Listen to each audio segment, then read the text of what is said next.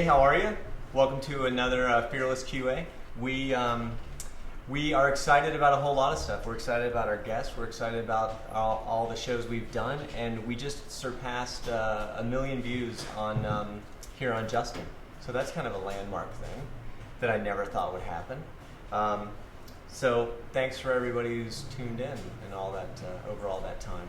We at Fearless QA, we take tweeted in questions and we celebrate that. So if I ever lack the ability to ask questions you wanna see, tweet them in.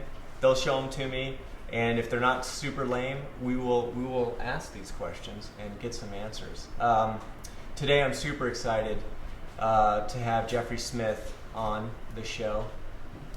Jeffrey is the author of the best-selling book on genetically modified organisms, seeds, specifically seeds of discontent. I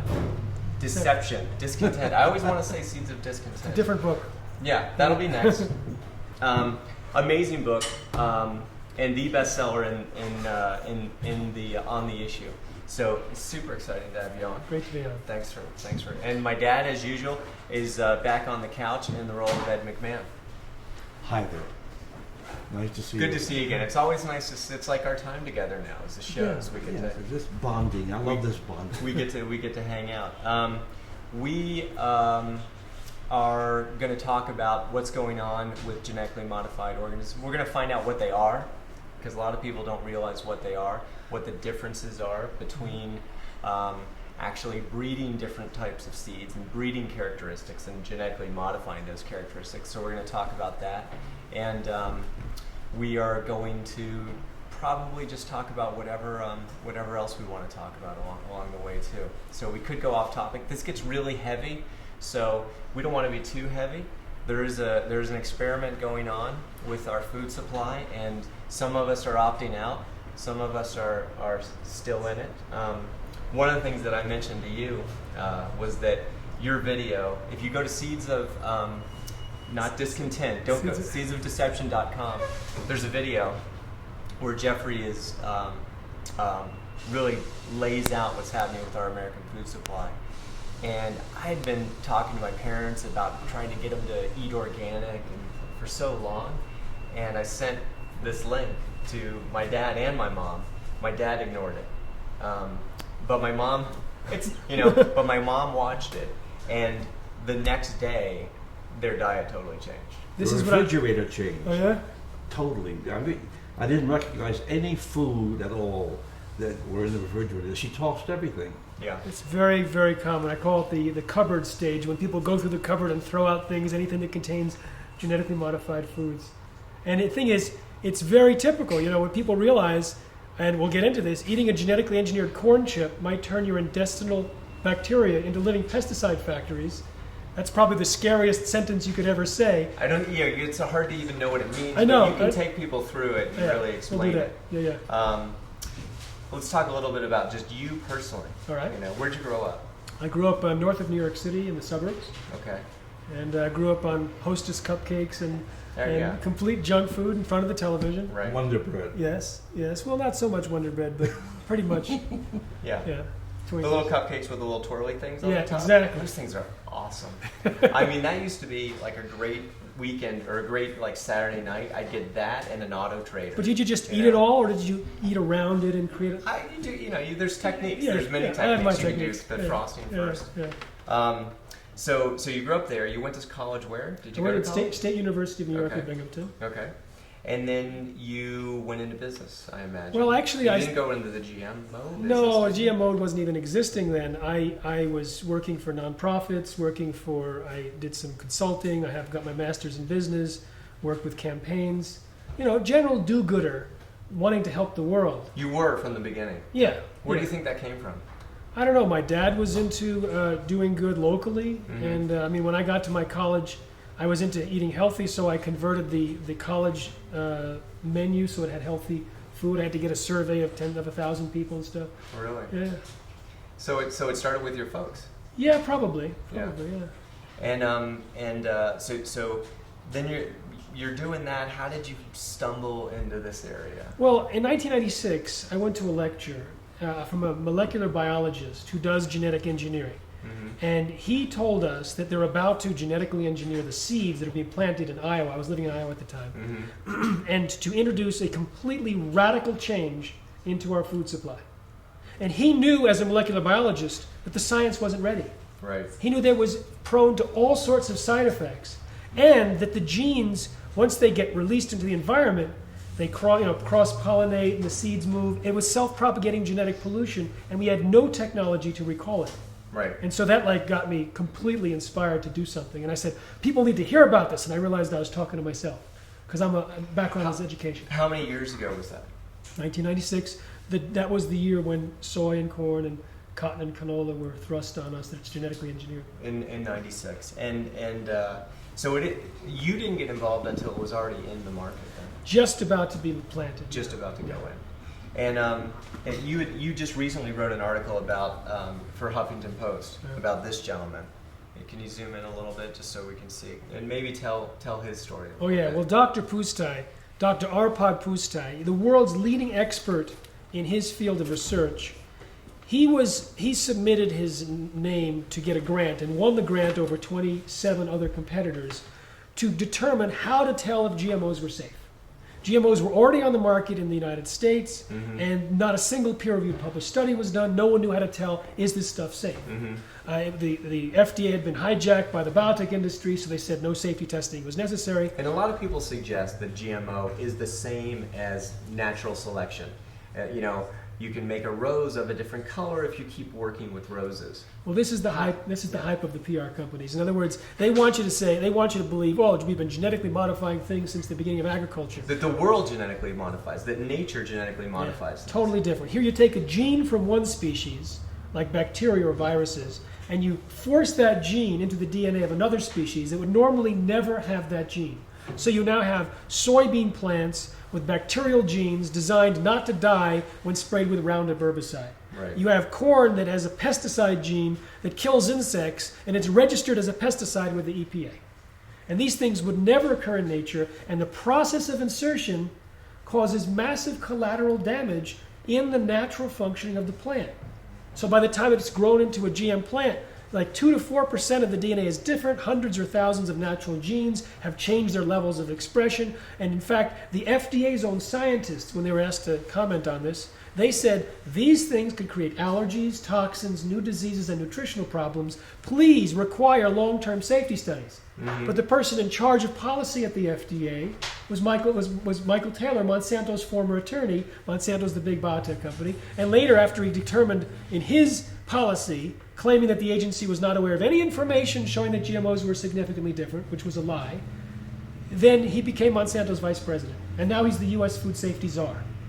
So he fast-tracked GMOs in the United States. I think he's probably responsible for more food-related illnesses and deaths than anyone in human history, and he's in charge of the U.S. food supply.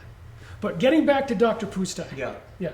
So he was given the job of figuring out how do you know if GMOs are safe. So he created a protocol, and he was a pro-GM scientist, and he put a potato through the protocol, and he discovered that the supposedly harmless genetically modified potato caused potentially precancerous cell growth, smaller brains, livers, and testicles, partial atrophy of liver, damaged immune system in his rats, mostly after 10 days. What was the genetic modification to the potato? They took a gene from the snowdrop plant that produces a natural insecticide and put it into the potato. And they fed that potato along with a complete balanced diet to some rats. They fed other rats non-GMO potatoes, and a third group was fed natural potatoes along with the insecticide. It was spiked into the diet. The same insecticide that the GMO potato was designed to produce, but here was just natural potato plus insecticide. Okay. But only those that ate the GM potato got sick. So it wasn't the insecticide that caused the problem. It was somehow the process of creating the potato through the process of genetic engineering that caused this massive damage. So what happened with Pustai is he went public with his concerns and was a hero for about 2 days at his institute. That's a long time. Well, yeah, that's about enough. What could you ask for? And then 2 phone calls were allegedly placed from the Prime Minister's office in the UK, forwarded through the receptionist to the director of that institute. The next day, Pustai was fired after 35 years, silenced with threats of a lawsuit. His team was disbanded, they took away his data, and his protocols were never implemented as intended. They were going to be the criteria to evaluate GMOs before any product was approved. So he was trying to create the testing system, that those protocols that would be used EU-wide. with all through Europe. Yes. And with any genetically modified potential offer. Exactly. Right. In the U.S., what do we have in terms of those protocols? Well, what we have is the FDA saying the companies themselves, like Monsanto, can determine if their foods are safe, and they can put it on the market without even telling the FDA. So the same company, Monsanto, that told us DDT was safe and Agent Orange was safe and PCBs were safe, they're telling us that their genetically modified crops are safe. Now, I've spoken to some people who worked at Monsanto, and one guy said to me, he used to work at Monsanto, that they did a rodent test with their genetically modified crops. They found there was damage to the rodents, and so instead of taking the crops out of contention, they simply rewrote the study so it appeared to be less damaging to the rats or to the mice. He also said that... So they're pro-rat. Yeah, there you go. Okay. There you go. He also said that some of his 3 scientists were doing food safety evaluation of milk from cows treated with Monsanto's genetically engineered bovine growth hormone. Mm-hmm. And after they looked at the milk and studied it, these 3 scientists from Monsanto refused to drink milk again unless it was organic and therefore not injected. So they refused to eat their own product. There's that great tobacco company quote where one of the executives said, no, we don't smoke, because they asked him if, do you smoke? He said, no, we reserve that right for the poor and uneducated. Oh my goodness. And I think, there may be some of that going on. This looks like it has something to do with the study that this is a different study. It's a different study. Similar results. The scientist was nailed afterwards. Okay, this is a rat testicle. Okay. Never seen one. I've never seen one either, except I'm kidding. Maybe I should. Have you? I got a whole collection of rat testicle photography. That was you, huh? Yeah. Okay. And this is a blue rat testicle, and this rat was eating GM soybeans. So, and in the blue balls. Blue balls. Absolutely. Yeah. And so the rats that ate genetically modified soy, their testicles changed from the normal pink to blue. Mm-hmm. Mice that ate genetically modified soy, they also had damage to their testicles, including changes in the young sperm cells.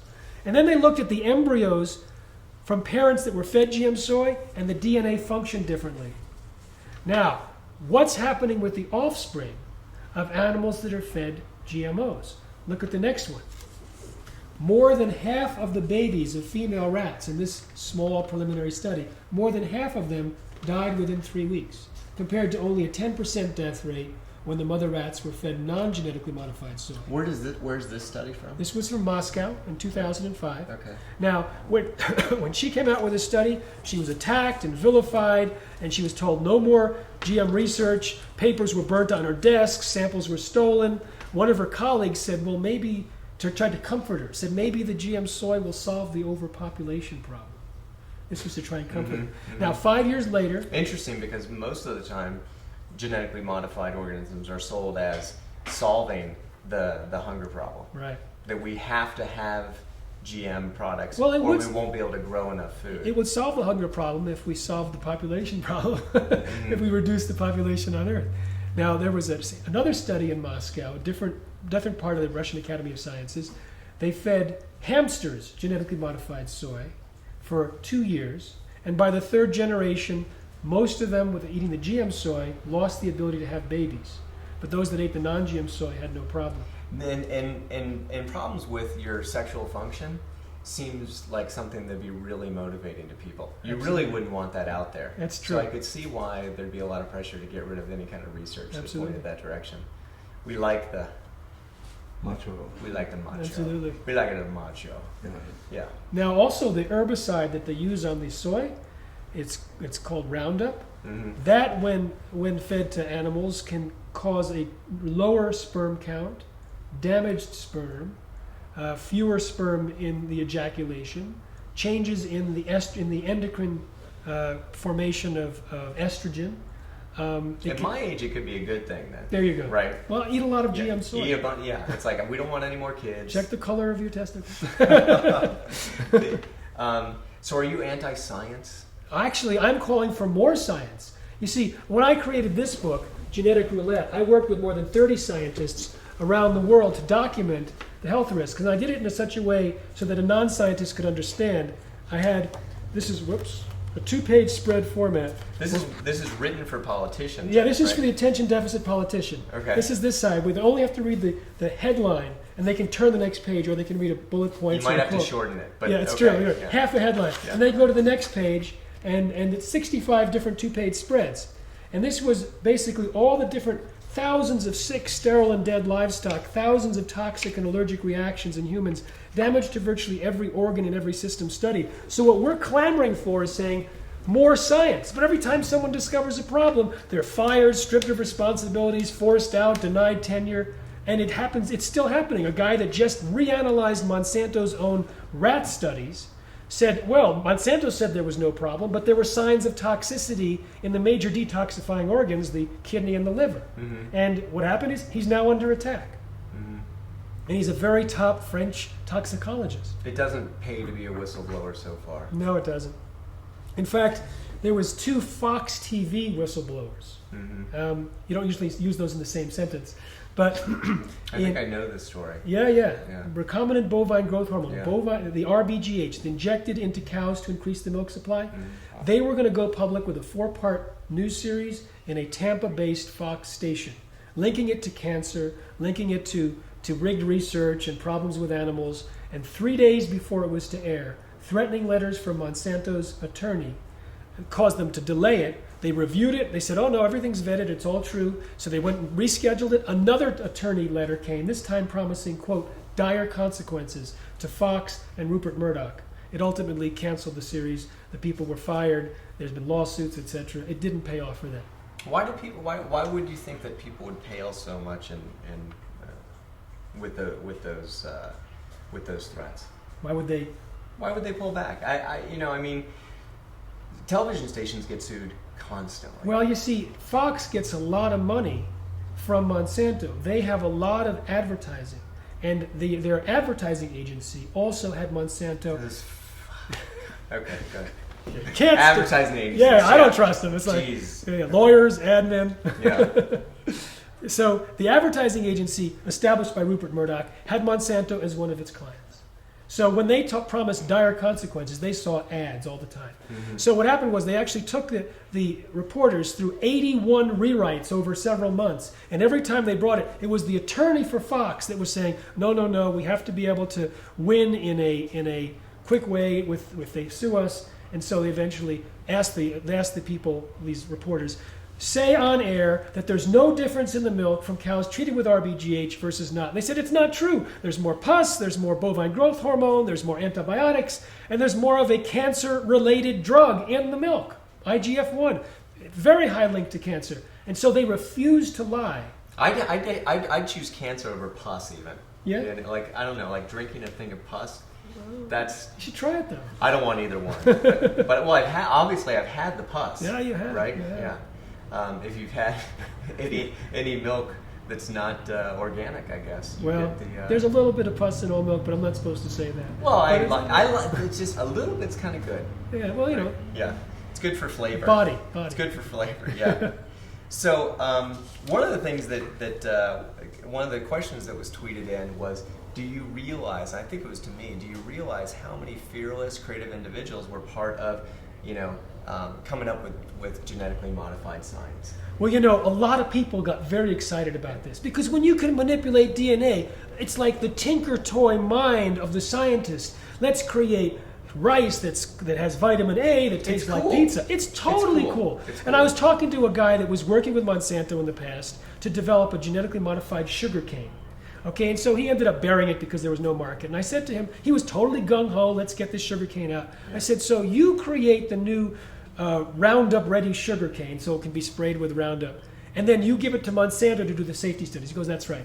So you create the cane and then you give it to them to do the long-term animal feeding studies and the human clinical trials and to post-marketing surveillance of the population. He goes, that's right. I said, guess what? There's no long-term animal feeding studies. There's no human clinical trials. There's no post-marketing surveillance. There's none of the basic studies that should be in place to protect the public. Mm-hmm. And he had no idea.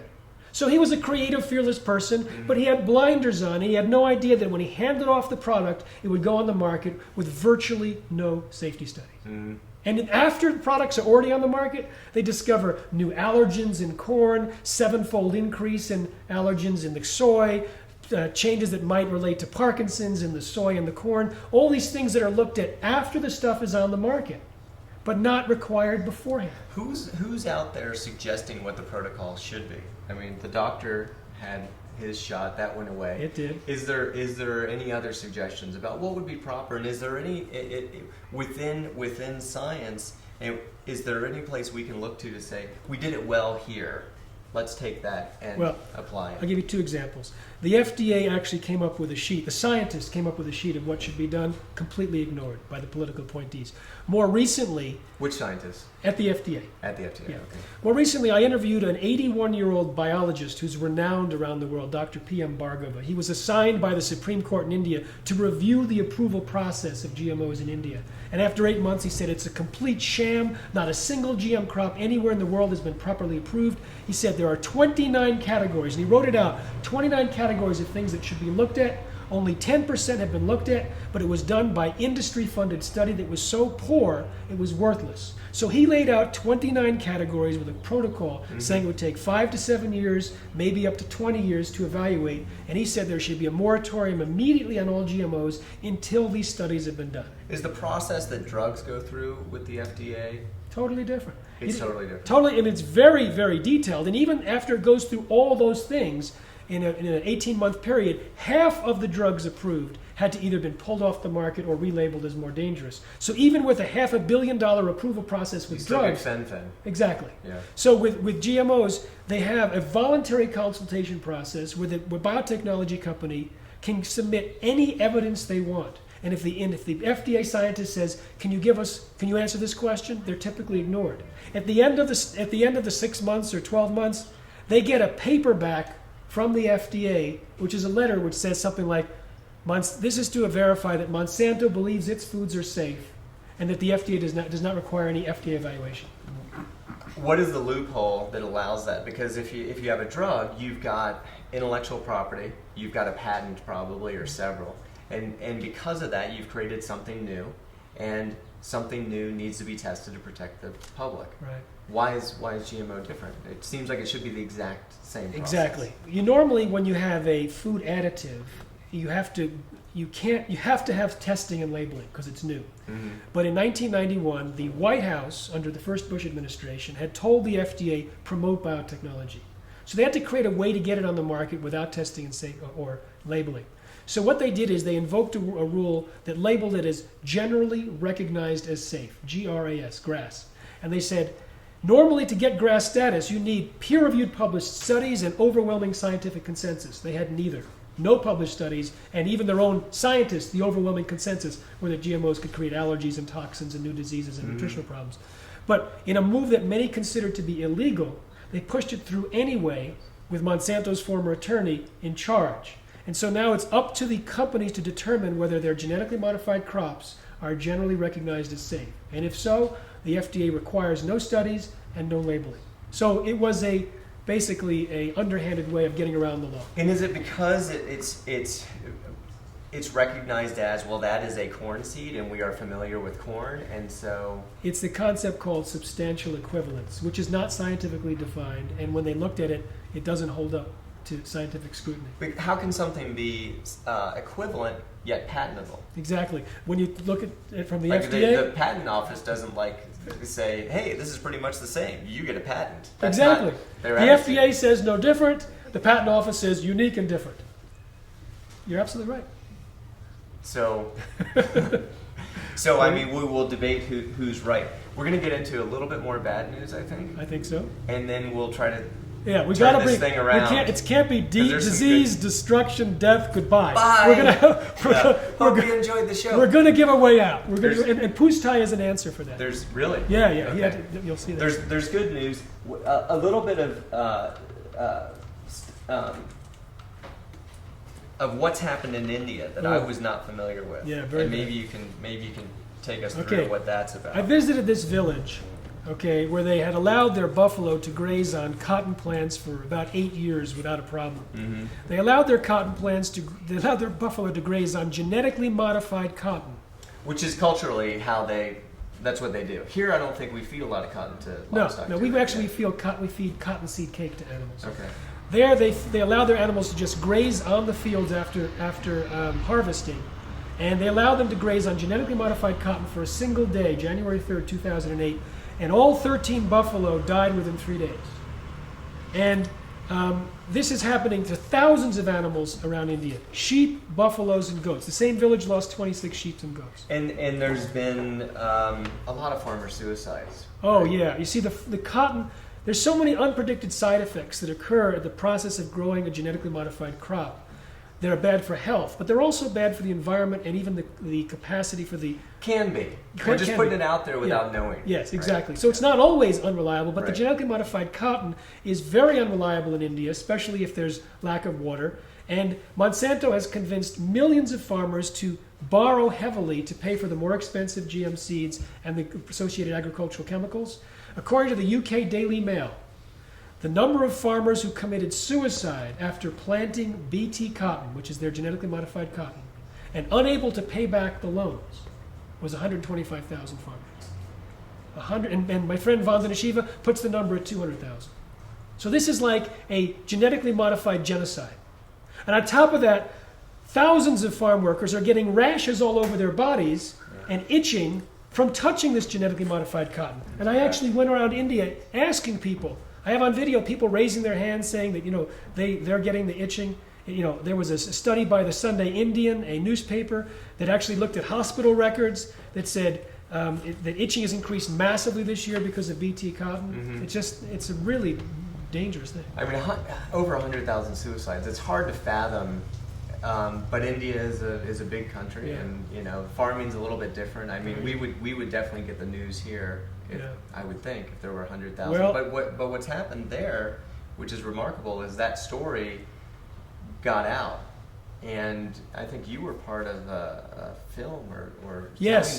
telling that story and changing some attitudes. Yes, it was that story and some others. There was a film that came out from top Bollywood producers and filmmakers called Poison on the Platter, Mhm. which talked about the suicides, the itching, the animal deaths, many of the things we haven't talked about, the potential increased allergies in the U.S. as a result of GMOs, the 50% increase in soy allergies within a single year in the UK after GM soy was introduced. I mean, a lot of the different things which we haven't even touched on.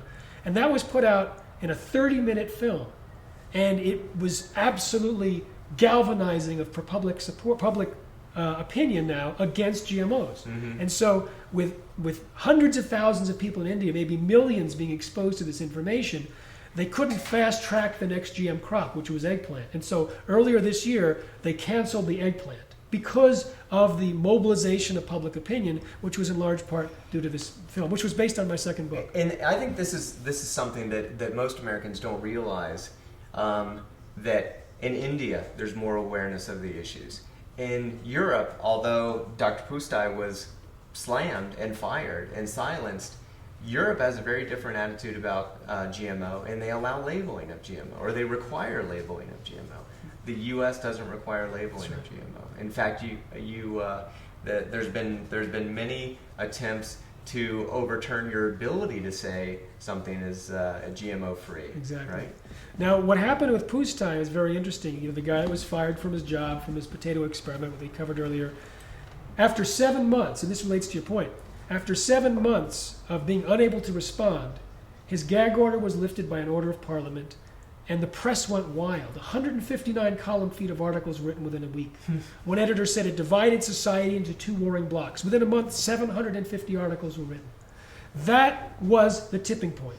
Within 10 weeks of his gag order being lifted, Unilever, Britain's largest food maker, publicly committed to not use any more GM ingredients in its European brands, because using it had become a clear marketing liability. And it's European brands. In its European brands. And within a week, virtually every major food company said the same thing. Mm-hmm. But not in the US, where the whole story of Pustai and the destruction of the rats and stuff was described by Project Censored as one of the 10 most underreported events of the year. So in the United States, if you ask the average American, have you ever eaten a GM food in your life? 60% say no. 15% say I don't know. Most Americans eat it in every meal. And I think that we are so confident that we would lead the world in protecting our own people against anything, right? I think when we think of our FDA, we assume that we are the best at this. You know, those that study the FDA, it's like even a former commissioner of the FDA said, what bugs me is that people think the FDA is protecting their health, but it's not. Within the first decade, the person that founded the FDA... The FDA wants to protect people's health. Although it has been the scandal-ridden agency for decade after decade, been looked at by the Accounting Office, by Congress. It turns out there's a lot of alignment by the FDA with the regulated companies it's supposed to regulate. So they have a lot of corporate influence in there. I mean, think about this. When they were looking at bovine growth hormone from Monsanto, the person in charge of policy was Monsanto's former attorney. The person who was leading a division, she was the person that did the study for Monsanto and then switched to leading a division that reviewed her own study. Another person. And she probably liked it. Oh, I'm sure she did. Then there was a person who was also on contract reviewing RBGH for Monsanto and then became the chief reviewer of Monsanto's product. I talked to a whistleblower at the FDA, and when he tried to actually require more studies, he was fired and had to get reinstated after a lawsuit because they admitted in court that it was a setup for him to be kicked out because he was slowing down the process. So the FDA is not something that we should have faith in. And if you look at what happened with GMOs, it is more, I would say, scandalous than any drug. Because you see, with GMOs, with food, you release this product of an infant science to the entire population. And you put it into the fields where the self-propagating pollution can never be recalled. So its exposure of this new technology is unprecedented on Earth. So when you think about the tragedy in the Gulf, Yeah. All that oil that's difficult to clean up, obviously, nearly impossible. Will potentially, dissipate over time. But over time does go away. Yes. If you think of a pipeline that's spewing out genes, Exactly. how does that get cleaned up? It means that the genes that we've already released can outlast the effects of global warming and nuclear waste. As long as those species of that gene pool exists, as long as corn exists, it's already, the indigenous corn varieties in Mexico are already contaminated. Have we seen that those genes propagate from one species to another? Is that Yes, from related species in the news this month. In Japan, they don't allow the planting of genetically modified canola, but they import canola seeds into their ports. It gets trucked to crushers who make canola oil. On the way, the seeds fly out of the truck. They grow. Then they cross-pollinate with a wild indigenous plant. That was discovered and reported this month. Wow. It gets worse. The canola that's planted is in the United States and in Canada. It's herbicide tolerant. It's not allowed. It can't be killed by Roundup herbicide or Liberty herbicide. It's now been found in a study published this month. There are thousands or millions of plants all over that have become weeds themselves, that have migrated outside of fields, and you can't kill them with these herbicides. And it goes on and on. I mean, I used to work at a GMO detection laboratory looking for contamination. And the laboratory would see it all the time, and that was 10 years ago. In fact, in 1998, they found 60% of the bags of supposedly non-genetically engineered corn seed had some level of contamination. That seems like one of the things that you would really have to prove is that it won't migrate. You'd think. Right? You'd think. One person from the biotech... Because it's your patent. Now, does my patent move too? Everything that it accidentally breeds with, do I also own that? In a way. There's a famous case from a Canadian farmer. Monsanto's canola seeds blew onto his property or cross-pollinated from a neighbor. And he was saving seeds year after year, creating the best seeds for over 50 years. He harvested those seeds just like normal, replanted them. That violated Monsanto's patent. And he never planted it. He never used their Roundup. That brings up one other thing that we probably should touch on, and then try to move to some good news. Okay. A lot of these seeds are designed to only work with the first planting. Right? Well, it hasn't been commercialized yet. It's called Terminator technology. Okay. Right now, if you buy, so that hasn't leaked into. Not yet. That's where it becomes very scary that this stuff can move, because we could create an entire environment where seeds die after one season. Exactly. You see, this is called Terminator technology. Which would mean no life on Earth. That would be no plant life on Earth. I hate when that happens. Which would really ruin the mammal population. I would Yeah, it would be a think. real bummer. It would be. It would be a bummer. So let me explain about how dangerous this is, because you're absolutely right. They created a technology, we call it Terminator technology, which plants grow sterile seeds. So you can't replant it. It forces you to go back to the catalogs of Monsanto to buy seeds. Now, 1.4 billion farmers save seeds each year. Yeah. And this Terminator technology was designed to convert them into biosurfs so that they go back every year to Have to buy new Monsanto. seeds. Exactly. Now, It doesn't benefit, and you can't argue that that benefits anybody other than the maker of the seed, right? worse than that, Does anyone try to argue that it benefits humanity some? they try and claim now that it will prevent contamination because the pollen that it releases. Oh, we'll fix that thing that we already screwed exactly, up. exactly. Yeah. But if you take a look at the big picture, if they, right now, the diversity, the biodiversity of our seed supply is our security. If there's a change in weather patterns, we look for new plants. We now have millions and more than 1 billion farmers growing different seeds in different regions. If we eliminate that biodiversity to the very few genetics that are sold in seed catalogs, we are betting the entire food security of the earth at a time when climate is changing. And there is folks that have created that seed bank, Yes. which is kind of I met scary the guy. in I itself. met the guy, yes. Yeah. Sort of end of days seed bank. Like, Yeah, you know, it we is. need everyone needs the address of this thing in case everything collapses. We can go there and we can pull out. It's some in good northern seeds. northern Norway. Don't Yeah. forget. It's hard to get Book there. your tickets now. Yeah, hard to get there from here. So we don't have too much time. I want to. Good news? I want to talk about some good news. Okay. Bovine growth hormone. There's good news there. As Absolutely. much work as you talked about in blocking people and shutting down whistleblowers, etc. There's real change there. Absolutely. We are educating people about the risks about cancer, the high levels of IGF-1. Consumers are saying we don't want it. The food company is responding. Food companies over and over again. Walmart has kicked it out of its milk. Starbucks out of its milk. Dannon and Yoplait out of its yogurt. Most of the dairies in America have kicked it out. Wasn't there some legislation just recently to forbid people from marketing milk as bovine growth hormone free? Well, you see, Monsanto tried to get the FDA and FTC to make that a law, but they actually refused. And one of the few times Yes. so they went after FDA. their Go FDA. All right, we're for you. But the state governments, some of them are wrapped around Monsanto's finger, and so the Ohio government has said you can't say RBGH free, you can't say RBST free, you can't say hormone free, and you have to spell it out. And if you spell it out, you have to put a sentence in there on the same side of the package with the same font size, at least 7-point, that says, according to the FDA, there is no difference between the milk from cows treated with bovine growth hormone compared to those that don't. Okay, so it's Just like the Fox, you know, Yeah. make the Fox people say this was written by Michael Taylor, Monsanto's former attorney, as a white paper, as a suggestion, but the governor of Ohio has made it a requirement. And there's a lawsuit going on, an appeal going on, and if we lose the appeal, then every single dairy company that sells a product in Ohio, which is all the national dairy brands, will be forced to change their labels, and many have told us that they're going to stop claiming RBGH free because of this one man, this governor of Ohio, who's up for re-election. So if you happen to live in Ohio, tell him I'm not going to vote for you unless you change that law. All right, some action. All right, actually. What else can if you're out there? What is so that's probably going away. Yes. RGBH is probably going away. Yeah. And it didn't take that many people. It didn't take that many minds to change, really. It wasn't that 100% of people had to be convinced. A small portion had to be convinced. They had to change their buying habits, and the market had to shift. Right. And you have a lot of theories about that. Yeah, I mean, the tipping point, it's known all over ad world, it's known everywhere.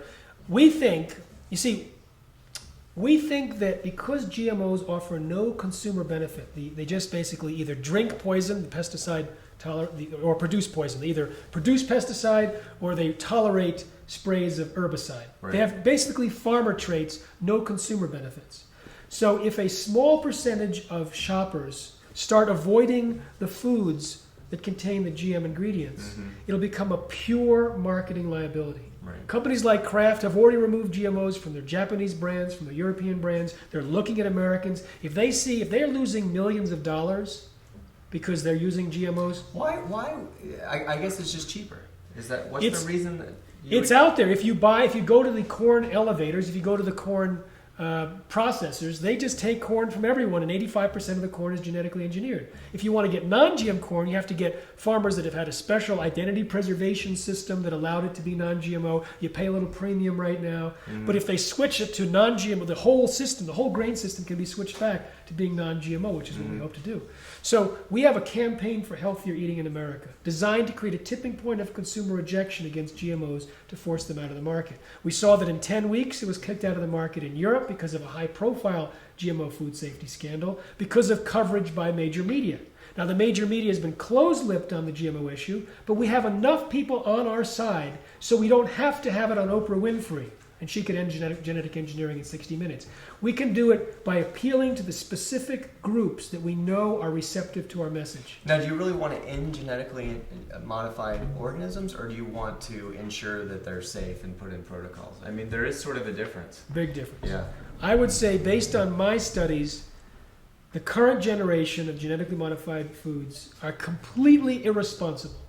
That maybe someday we can safely and predictably manipulate the genes for releasing the environment, to improve the environment, to improve human health. But right now, I would say all GMOs should be put back in the laboratory where they belong, Okay. and absolutely never introduced into the environment until at least we understand the language of the DNA. Most of the assumptions that were used as the basis of safety claims when GMOs were created turn out to be false. And I guess that's important because you can be painted as a person who's against science. I am all the time. We're saying, give me more science, and we're saying, oh, that Smith guy is against science. And we'll put this show, and I'll put a little posting on my blog, and we'll set up the show, and we will have, I predict, a debate that will occur, and there'll be 2 or 3 people that will come out, and they'll show up on the site, and they'll be extremely pro GMO. They'll be in the last case they were not real people. Right. But I think we'll see that again. It happens all the time. There's a damage control situation. You see, with drugs, you're allowed to have a little bit of side effects. But with food, you're not. If they discover one slight change in the food, then their entire myth that this stuff is safe falls down, and multi-billion-dollar industry falls to its knees. But farmers will be okay. Farmers, Right. of course, they'll have the non-GMO seeds. Just in a few generations, they'll have as much non-GMO seeds as they could possibly use. So if it's not going to hurt farmers, in fact, it only hurts a few biotech companies, I guess. Yes. Now, It's not going to hurt the food companies. the food companies will have to spend some money during the transition, but the transition is already happening. The fastest growing store brand claim in 2009 was GMO free. Right. Supermarket News predicted 2010 would have an unprecedented upsurge of consumer awareness and concern about GMOs, and thanked me as part of the reason. Very nice. And But in Europe, it wasn't debilitating. no, The prices switch. did not go up. Prices did not go up, Okay. and they could handle it. Now, the good news is That's key for people. it is. That It's idea even that prices would not go up. the biotech industry will lie about it, as they have. Yeah, I think that there's some information out there that would suggest that prices will go up. You won't be able to eat anymore, but It's not true. and we know because it's been piloted in Europe at this Exactly. point. In the Europe, as I In the call Europe, it. yes. In the empire. Yeah. Now, there's one question that's on the mind of some of your viewers now. I'm absolutely sure. And that is, what's genetically engineered and what's not, and how do I avoid it? Okay. That is one of the questions. One of the big questions. Now, 53% of Americans say that if GMOs were labeled, they'd avoid them. So we're actually the majority. And I have a shopping guide, the non-GMO shopping guide, which is also at non-GMOshoppingguide.com. And there's hundreds of brands in 22 different food categories. But what everyone should know is that there's 8 GM food crops. 8. Okay, this is worth writing down. What are the GM food crops? Okay, soybeans, corn, cotton, which is used for cottonseed oil, Mm-hmm. canola, sugar beets, and those are the 5 major ones. Good news on sugar beets too. Very good news. A federal judge said it was approved illegally. No more sugar beet seeds will be sold as of now.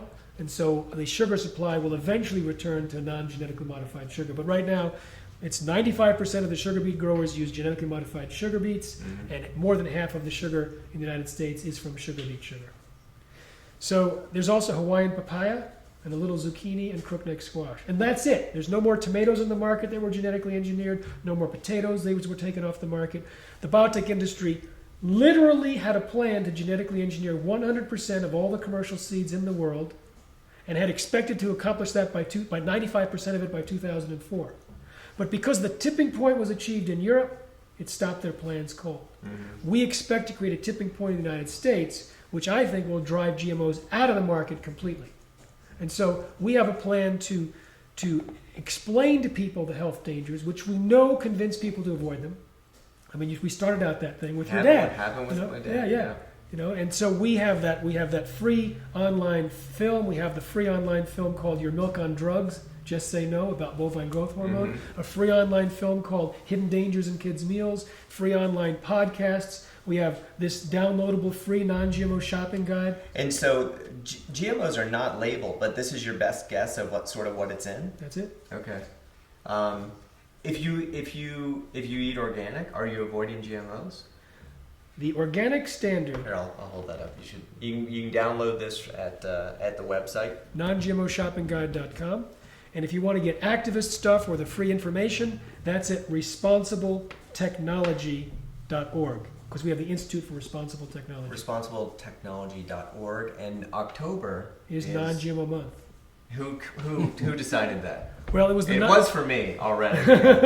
Yes, I see.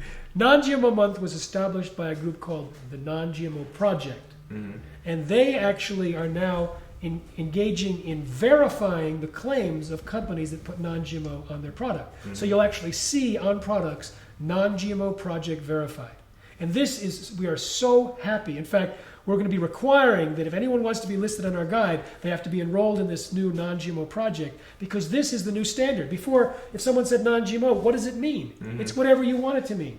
Now we have a specific standard. It's agreed upon from consumers and manufacturers, and we have a third-party verified system. So organics are not allowed to use GMOs, but they don't require testing. Right. The non-GMO project does require testing. So you'll see even on organic products, it'll say organic and it'll say non-GMO project verified.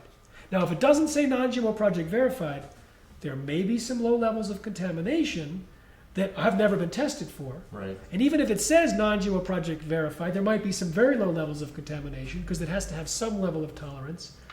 But it's a greater level of scrutiny, and it'll help drive down the level of contamination over time. So it's very good news, and October is non-GMO month, 10-10-10 is non-GMO day. And if people were out there and they didn't know anything about this, or maybe they knew a little bit and they listened to you and they're kind of inspired the way you were the first time you learned about it, what would you suggest in terms of them helping out? Well, if they're we need marketers. I'm convinced we need marketers to tell these stories. Absolutely. We have so many outreach groups that we want to create materials for. So for the marketers, we want to create outreach material for parents, for religious organizations that may believe GMO means God move over, for healthcare practitioners. The American Academy of Environmental Medicine, for example, condemned GMOs last year, saying all doctors should prescribe non-GMO diets to all patients, and cited the evidence. We want to do outreach to chefs and restaurants. So we actually have a plan to approach all of these groups, and we are welcoming stakeholders from these targeted groups and many more, and we're inviting marketing people to come and help us, and people that do social networking, and people that create films for YouTube. I mean, What if I have absolutely no skills at all? Can I still get involved? We'll take you. Okay. All right. Awesome. We'll take you. In fact, we have a job. Because it sounds intimidating a little bit. Like, I'm thinking, well, how do I help out? This is anybody, no skills right? at all. We can hook you I mean, up. we all obviously have skills. We just don't realize. No. We want to create local activism in your area. Right. We want you. There'll be non-GMO potlucks. You'll be showing films. You'll be getting people. We're training people to speak on GMOs. I just taught 140 people this year. About 1/3 of them are healthcare practitioners. Mm-hmm. So they're going to be going on and giving talks. We're going to have new videos to release so you can host film showings. Mm-hmm. So we have all this on responsibletechnology.org, and we're going to be releasing it between now and October, so that during October's non-GMO month, when people go to these events at hundreds of natural food stores, they'll say, well, what do we do now? We can shepherd that energy into effective community activism. Whether you're skillless, like you say you are, or whether you're highly skilled, like I know you are, you can be involved in this and have a tremendous opportunity. In fact, we think we only need 5% of U.S. shoppers to avoid GM ingredients. 15 million people, 5.6 million households. 28 million people already buy organic on a regular basis. 87 million people already think GMOs are very unsafe. We have the numbers on our side. We just need to convey. So I spend my time creating the packages of knowledge, and anyone can take it and forward a link like you did to your dad, and anyone could show a film like it happens all over. So it's a plug and play revolution. And I have forwarded your talk to a lot of people, and it's pretty effective. I mean, it's not just my parents. That was probably the one that mattered the most to me, but it's been effective with a lot of friends too. Great. What else is good news? What else is good news? Well, I can't say that the current administration is going along. I mean, what was good news was the Obama administration promised before he got elected as part of his campaign speech that he would label GMOs, and since then he's just been hiring all these former Monsanto people into his administration. But what I can say, Dennis Kucinich just introduced a bill to label GMOs, and hopefully we'll get some traction there, as well as to test them.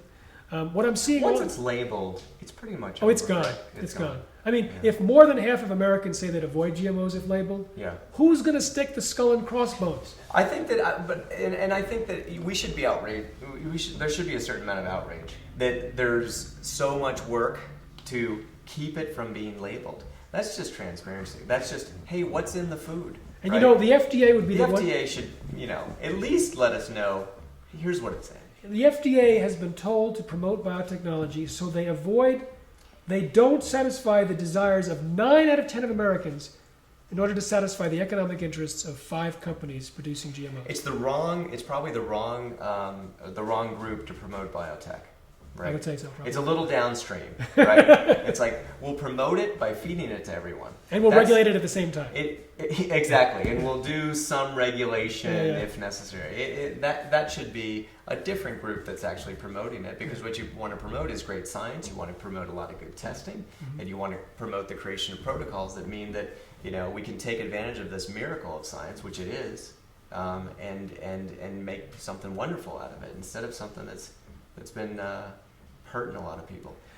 You asked about good news. I just want to say I travel a lot. I travel about 170 days a year and 32 countries, and I've been around the United States a lot. In the last 12 months, I've seen more educated consumers doing activism on GMOs. And activism is like sending a click or putting a Facebook thing on or having a meeting than ever before. This is exactly what I would expect before a tipping point. We saw it, the prediction with supermarket news. We saw the changes, the increase in the numbers of foods being labeled non-GMO. This is exactly. So we actually think we will hit the tipping point between 10-10-10, non-GMO day, and 11-11-11. I think you're right. I think I feel it coming. You've been really quiet. I have, because it's very sobering. And there's nothing to giggle about. We can still have fun, even as I can tell some jokes. You have definitely modified some thinking genes on my part. There you go. So there's that little bit of humor. It's a perfect way to end too. So thanks for tuning in to the show, and we'll be back next week with another exciting guest. And make sure you go to all the links. I'll post them on my site, and you'll post this show on your site, I imagine, and some things like that. So we'll work to get more information out to you. We haven't been as good about that as we probably would like to be, so we're going to get better at that. So anyway, thanks a lot. Cue the music, and take us out, Art. Let's shoot the shit.